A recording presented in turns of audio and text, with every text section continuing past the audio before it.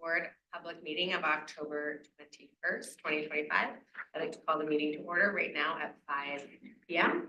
And before we get started, I will look to our board member, Nathaniel Sadeko, to provide our territorial acknowledgement. Thank you, Michaela. So we begin this board meeting with acknowledgement and respect to the Songhees and Absent people on territory the Victoria Police Department operates, and the Lekwungen and Wasanish peoples whose historical relationships with the land of this region continues to this day. Thank you very much. I'm just going to look around the room for any declarations of conflict of interest. Seeing none, I will move on to seek adoption of the public agenda of October 21st, 2025. Andrea, thank you, and seconded by Nate. Any additions, changes? All those in favor? Motion carried, thank you. And following that, adoption of the public minutes of September 16th, 2025. Elizabeth, seconded by Holly. Any changes, errors, omissions? No. Wonderful, thank you. All those in favor? Carries. I'm not going to provide a board chair update at this time. I'm going to provide you lots more updates in item F and G. So for now, I will move to committee updates in item E. Let's quickly scroll down to this and hand it over to my colleague Paul. Oh, sorry, to my colleague Elizabeth Call, Finance Chair, because finance is first. Sorry, can you go to Paul first? Because yes, I can hand it to my colleague Paul Farrow, Governance Chair. For the motion, so I'm lost it here. Okay, no problem. Thank you, Chairperson, and good evening, everyone. Just one item for the Governance Committee today. Not a major item, but this is an item regarding remuneration for board members. About a year and a half ago, the board changed its policy at that time and went to an annual, what I would describe as stipend for board members. The rates were about $8,800 for members at large and slightly more for the vice chair and chair. The policy, all throughout all of the policies in regarding compensation or honorariums for directors of the board, the rate had never included, was never the at the time mayors of the township and the city of Victoria, who were automatically on the board, weren't included in the remuneration policy.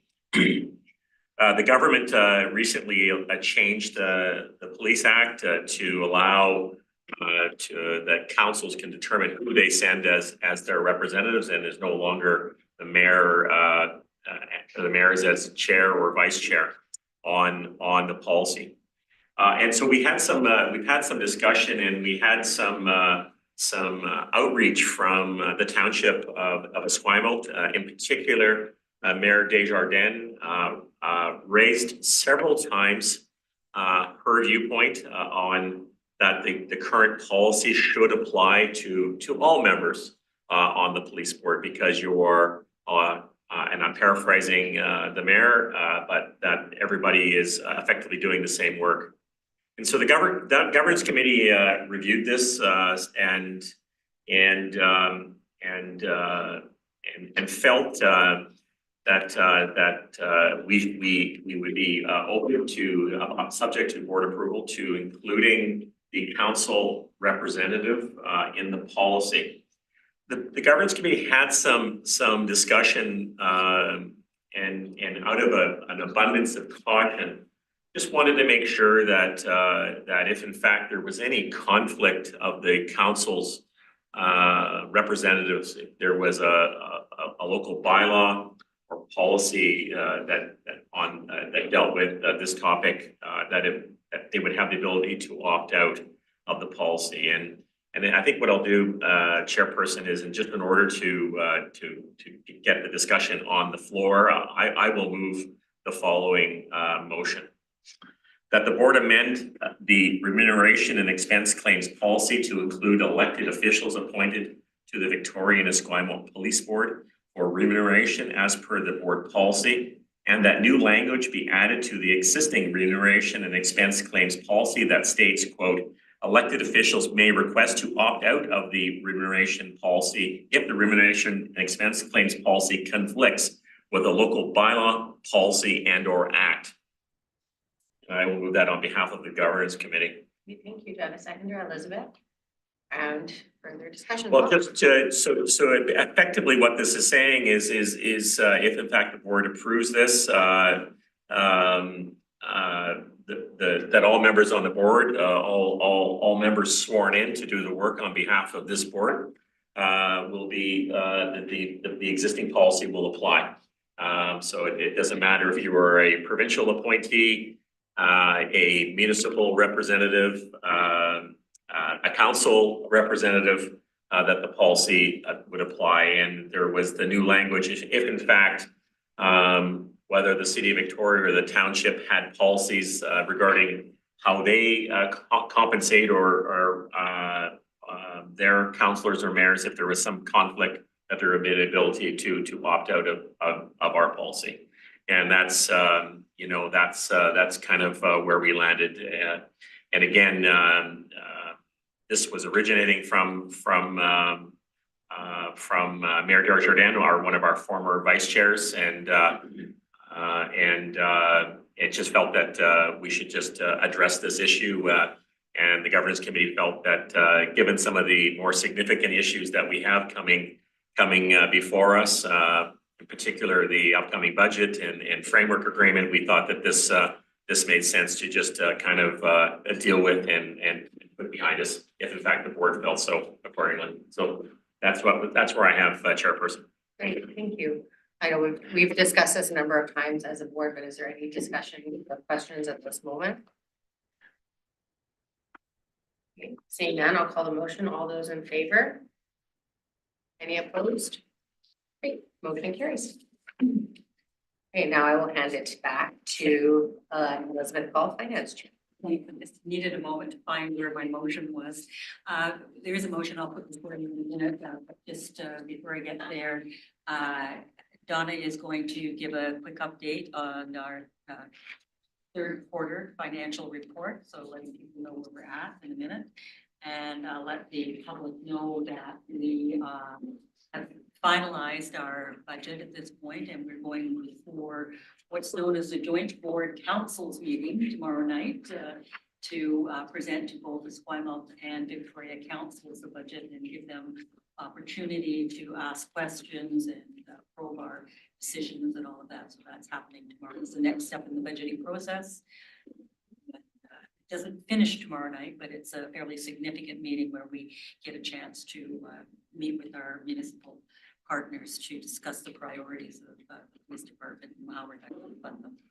So back to the motion. I'll read the motion first, and then I'll explain it. The motion is that the board approve Chair Hayes' request for reimbursement for extraordinary costs related to childcare during the 2025 Chief Constable search. Should I get a seconder, and then I can explain to Paul? Okay, so this pertains to some to a number of meetings we had during the chief search process that required evenings, many of them, and long hours. Looking at this end,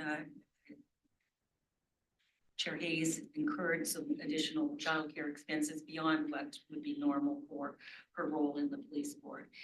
And so we believe we should reimburse those. And that's what the motion's about. But more, I guess at a broader level, we've talked about it, at least in the past at the board, that we should not have policies or procedures or situations that prevent people with families from becoming board members. If you can't be a board member because the cost of childcare is just prohibitive, then that doesn't seem like we're getting a good balance of people who are on our board. So that's what this is all about, and I'll stop there. Holly? I was just looking at her. You might have done that. Yes, I agree with Elizabeth on that. I've spoken to that a couple of different times that I think, you know, reimbursement for childcare is a very standard things on a number of different boards. So I think that's something that we may want to bring up at another time for further discussion. But I am curious as to why the motion does not include the actual amount. And the reason I ask that is because I think that it is of value to make it known to the public how much it does cost for people to get childcare in order to participate in these types of environments. And it is, I'm not asking for this because I am calling into question Michaela's expenses or anything like that. This is more for transparency and a greater overall understanding of the costs. Paul? Well, I don't want to extend this issue. I agree with my colleague.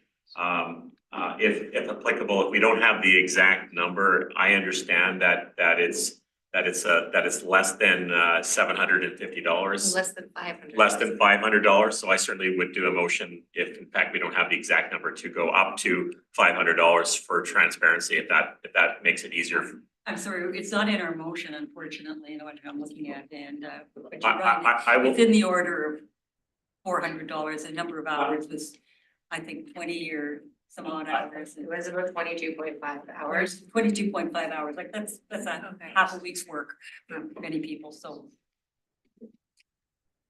I will amend the motion on the floor to say for reimbursement up to $500. Add the words up to $500 in the motion that's before us. A second for the amendment. Further discussion? Is that a second? Okay, I'll just make one point on it. That number of hours is not reflective of the number of hours that went into the chief selection process. That is reflective of the number of hours I could not get my parents to babysit my child during evening and weekend hours, as that's when my partner works. So that was a discussion that the board had about me maintaining considerable flexibility to work with other people's schedules. And outside of the cost, that came at an incredible expense to the children to not have their mother at home for so much time during that period of time. So thank you very much. And if there's no more conversation, I will call that motion. I would just say that there's no need to apologize for asking to be reimbursed for childcare. Yeah, thank you. And I hope that we do continue that discussion as a board and bring that forward to BC and PB for an understanding of how other boards make sure that it's an equitable opportunity to participate in board experience. So all those in favor? Opposed? Great, motion carries. Over to Donna. Right, so the Q3 report is in the package. It's a year-to-date report as at September 19th, which ties to the payroll cycle. We're on track. The target is 73%, and actual spending came in at 70.4%. So just over 2%. The game format change I wanted to highlight. So you may have noticed that it's landscape now. So I've tried to highlight the expenditures in the various reports that are over target with an explanation directly on the report, just to make it easier to read. Also, I wanted to mention that the late night task force appeal, which was awarded in October for $230, the province has $230,000. Sorry, dropped the zero. Thank you, kind of important. $230,000, which the province allows us to add to our 2025 budget. Is not reflected in this report. It's not going to be in our budget for 2025 as the tax roll has already been completed. So it will be a 2026 budget addition. And also, I just wanted to point out that the overtime spending is trending high at 88.5% spent, and it is under review, and I'll be bringing a report back to the next finance committee on that. Thank you. Thank you very much. Okay, board member engagement update. Anybody from the board want to add anything? Elizabeth? Yeah, I did a couple of public safety and Gin webinars this last month. I think Paul was on at least one of them with me. One of them was on provincial policing standards, and the other one was the orientation of new board members. And although I'm not a new board member, I thought it would be interesting to see what they're saying to new board members, because that's webinar wasn't available when I was a new member. And I learned things from them. That was quite, they were quite interesting. A couple of things that I questioned, but generally speaking, it was something that they're doing. And I know that the division is that puts on these webinars is doing more of them in the weeks and months ahead. I've signed up for another one, I think in November. They're all online, so they're easy to do and over lunch hour. The other thing I did is I went to the public presentation of the vital signs report on the status of many things in Victoria in terms of how the city is doing in terms of programs, and I'm not talking about the city of Victoria, but the Victoria writ large in terms of population, changes in things like housing, other social indicators, and I found it very, very interesting. And I made a mental note, and I think I've mentioned to the chief that that's a report that we could use for information when we're doing our reports on how, looking at what we have to address in the city of Victoria, because it's very, very informative. It was a really good event. Great, thank you very much. I also attended one of the SSG lunch and learns on different standards for the board and policing safety standards. I understand that they will share the PowerPoint that I can share with any of the board members who weren't able to attend it. They're running each lunch and learn on 2 separate occasions. It was very interesting and informative, and it was also very well, it made me very aware of how much work the province is bringing forward to boards and issues related to compliance, and the expectation of volunteer board members who do receive a stipend, as we've discussed, but primarily volunteer board members to manage an extraordinary amount of paperwork, compliance, annual audits. It's going to be a lot of work for our board. We discussed this in this lunch and learn. Many of the board members throughout the province expressed similar concern about how do we ensure that boards are properly staffed to manage the work that is coming in and the expectation of board members, and how can we support our police boards to affect great governance for policing in the province with all of the new legislation and policing standards that are coming in. So I think that's a conversation that we'll be continuing to have through BCAPB, and that our board might need to consider how we staff ourselves moving forward. That's my feedback on that. I will also say for board member engagement update that I had an opportunity to attend the Building Bridges Evidence-Based Policing Conference outside of Toronto, and that was put on by an organization called CANSEB, which is the Canadian Society of Evidence-Based Policing. I couldn't have found it more interesting and informative and full of exciting topics for consideration. They put a great deal of effort into having a full day of governance focus and then having a governance track for every single item that they were talking about. So I'm sure nobody from the Barrie Police Services is listening to this meeting, but in case you are, I just would like to give them a shout out for putting on an extraordinary conference and for making so much effort into building the connection between chief, senior leadership, governance, and the value of bringing research-backed models to everything that we're doing in policing. They will definitely send out all of the slides, and there's some that I will bring forward specifically to our board. And one of the most interesting things that I took away from it is how the board is asking questions, and it showed different ways that we can ask questions and bring forward our inquiries for information that will lead to a bigger discussion about the evidence behind why we do things. And there was a lot of great conversations about that, and also related to community engagement and strategic planning. This will be an interesting conversation. And if you go out into the community and you ask them what they want, and they say, I want more police, is what they really mean, that I want to feel more safe. And how do we build those conversations to be really bringing forward what the community is asking for, instead of just taking the full notes of what they're saying. So that was a really fantastic opportunity, and I think it will bring a lot of value back to our board over the next period of time. Anybody else have further board member engagement update? Andrea? No, I actually have a process question, if I might, Okay. for the chair. So I noticed that some board members have sent in written updates about their engagement and then others have talked about them tonight. What is the process for the board members? So we can sort of report back. Is it more of a verbal thing or do you prefer them? I have not ever received a written update, I don't think, on anybody. I'm sorry, I'm looking, or maybe I'm looking at the minutes from last time. That's what it was. Yeah, so we Sorry, always, I thought maybe you said yeah. We always do it verbally. If anybody has a better or different process, we'd absolutely be open to it, but it's just an opportunity for us to share with each other and to share with the public anything that we've done specifically on behalf of the board. At some point earlier in my tenure as a board member, people would talk about anything they had done in the community at all, and we narrowed it down to things that were, sort of more in official capacity as a Victoria Esquimalt Police Board member, so. Sure, okay, that makes sense. And I was looking at the minutes from last time. I was like, nobody's sending Paul them was to very me. keen. Thank you.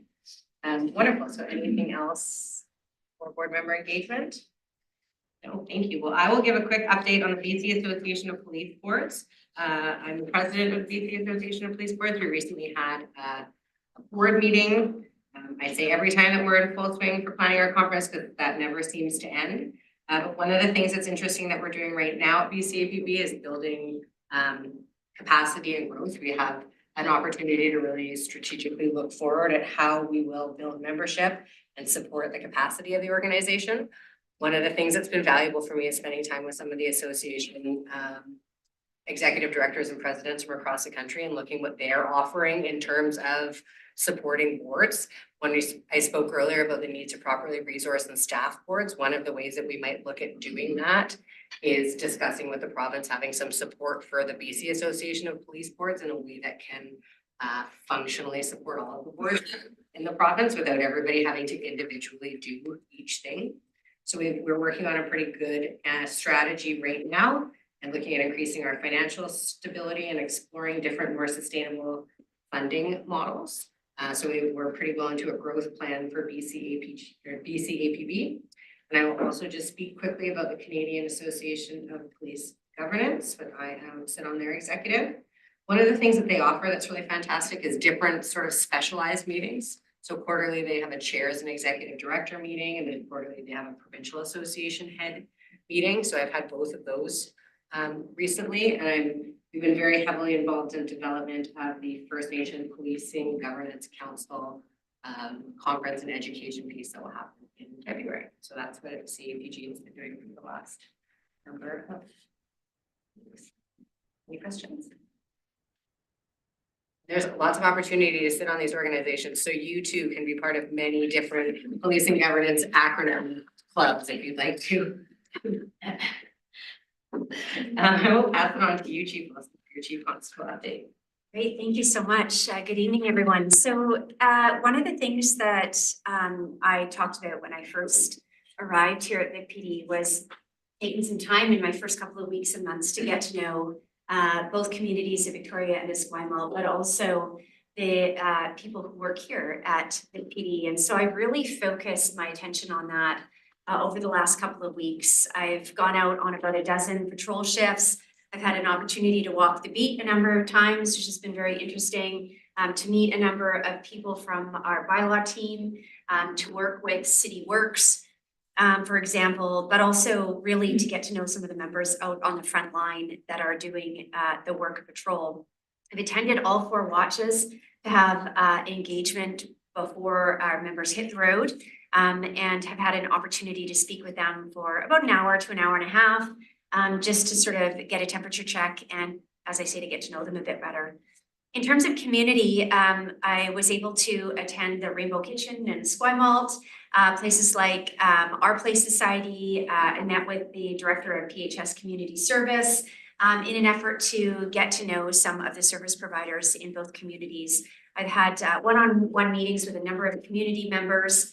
Also had a chance to meet with the Victoria Police Foundation, and I attended my first board meeting as a board member of the Combined Forces Special Enforcement Unit, OCA BC board. Once again, in terms of police resources, I've met with VIMQ here on the island and to have a scheduled meeting with CFSU in the coming weeks to go and visit them as well. I'm very, very excited to announce that we finalized a new letter of understanding with the Victoria City Police Union that allows Vic PD to employ serving or recently retired certified constable in fixed terms for up to 3 years. So there's a lot of guardrails around this, as you can imagine, a big ask from the union perspective.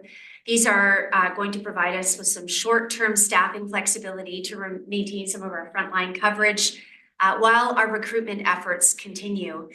And this will be at 115% of the first-class constable, in addition to the almost 15% pension contribution. And it can be quite lucrative for somebody who has decided that they would like to do another few years of policing, either as they're contemplating retirement or have just retired. And these positions will be open to any certified police constables who are coming from a municipal environment. This agreement was really developed in close collaboration with the union, and I just want to acknowledge the work that went into getting this letter of understanding across the line. And we are looking forward to accepting applications in the coming days and weeks. Deputy Chief McCrae and I attended Steve Rye's change of command ceremony in Vancouver. Huge congratulations to him as the new chief of the Vancouver Police Department. We've also moved ahead with hiring a director of strategic outreach and community engagement. That individual will start on November 17th. Very, very excited about that person joining us here at Vic PD, as we are going to be embarking on some really significant campaigns around recruitment and retention, but also for planning community events, for rolling out our new strategic plan here at Vic PD. There's a very, very large internal and external consultation piece on that, that this director will be helping us to usher in. I continue to prioritize open, consistent communication with both our staff and the community. Over the past couple of months, it's been challenging with respect to not having a director in that position over the last couple of weeks. And we have been trying to keep up with internal and external messaging on media and social media, but I anticipate that that will increase as we fill that position. And I think I'll leave it there, unless there's any questions or comments. Nope, okay, that's okay. Great, So thank at you. this time, we do not have a deputy chief constable update, so I'll move to new business, item A. Holly, I believe you brought this forward and we've had to punt it through a few meetings when we've run out of time, the invitation to social functions from police board to mayor and council. I did do that. Keep doing it. Carry on. Yeah, so this was just in an effort to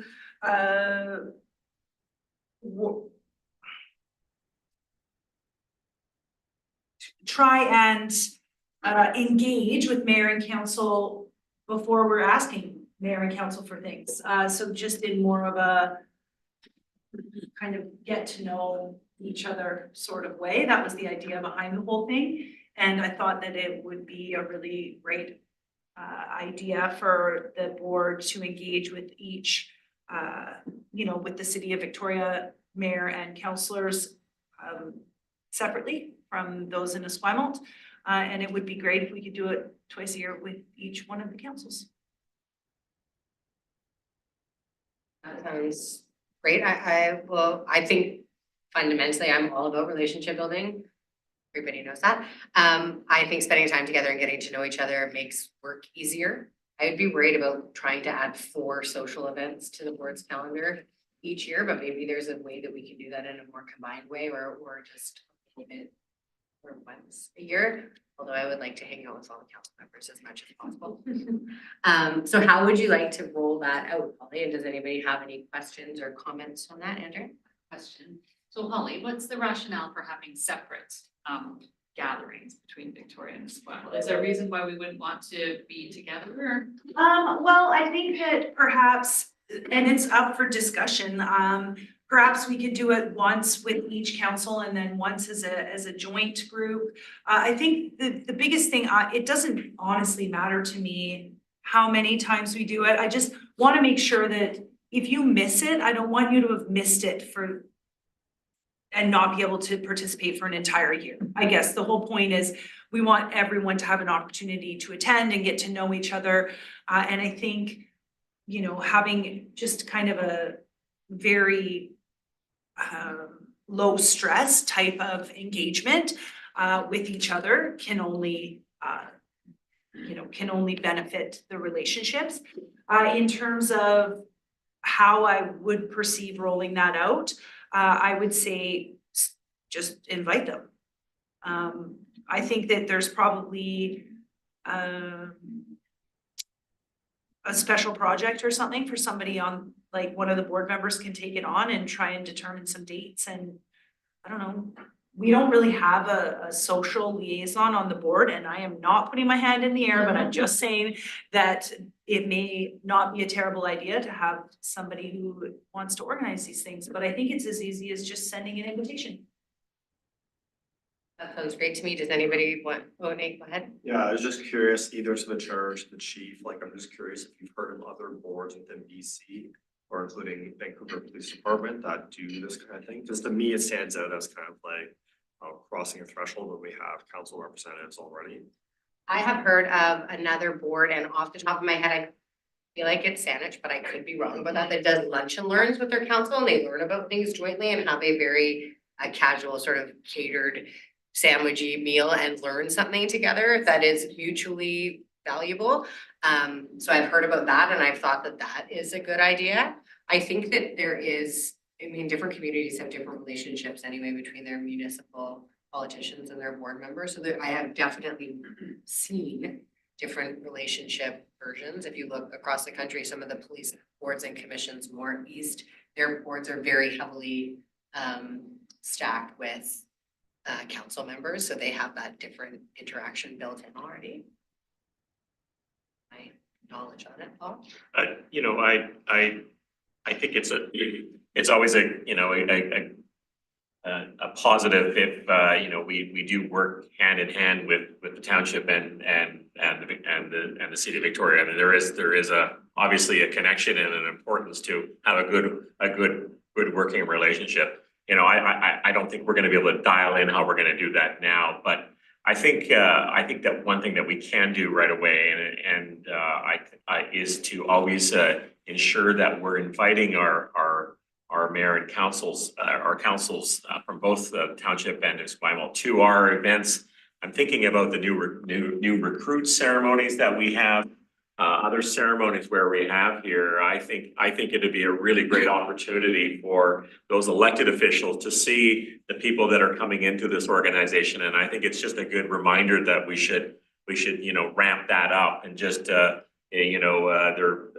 invite them to that. We also have to be mindful that next year is the municipal elections, and so we're now coming into in November, and it's probably going to get into I suspect silly season in the next period of time. So it doesn't stop us from, obviously we still need to work with both bodies, but I think we need to be mindful that I suspect that those seeking re-election are probably going to be putting their energy towards actually trying to get reelected. So, but I just, I think it's a good idea. I think we should just try to map out opportunities where we as a board can meet with another board to talk, in a social context, on issues that we're all collectively, that are important to us collectively. So, I think we should just kind of take this away and kind of flush it out and see if there is, maybe like a lunch and learn. Maybe there are some specific one-off topics that we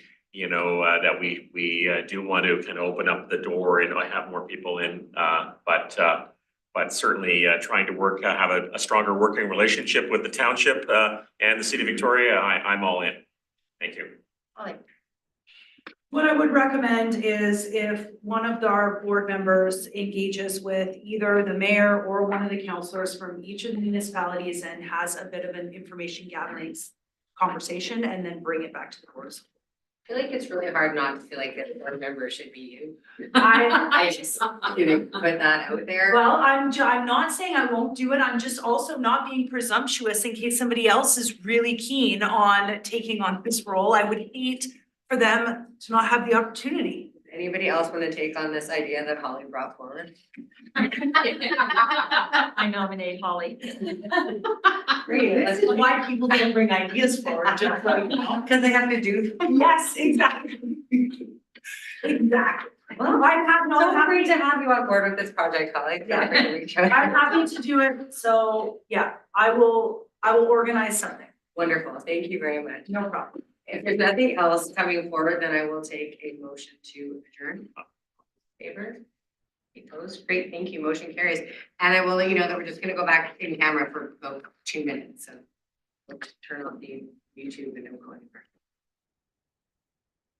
We want Jamie and. Yes. Not Paul.